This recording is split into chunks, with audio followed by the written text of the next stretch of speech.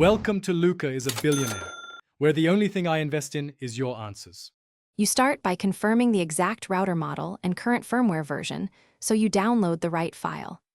Once done, download the firmware to your computer and check the file size and checksum to avoid corrupted installs. Make sure to plug your PC into the router with an Ethernet cable and disable Wi-Fi and any VPNs to prevent interruptions. Now open the router admin page.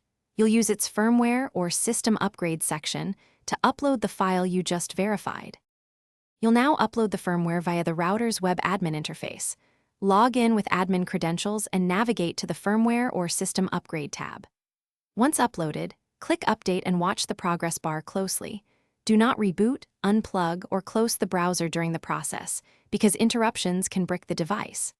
While it installs, monitor status LEDs and any on-screen logs for errors, and be ready to wait a few minutes.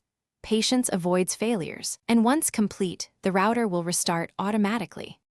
After the reboot, log back in and verify the new firmware version to confirm success.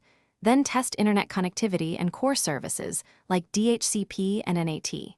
If settings were wiped, restore from the backup you made earlier and reapply any custom firewall rules or port forwards.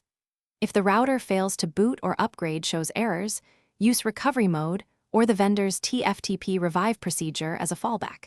If that sounds risky, power cycle once, then contact support and provide model. Thanks for watching and please subscribe. It's the best investment you'll ever make.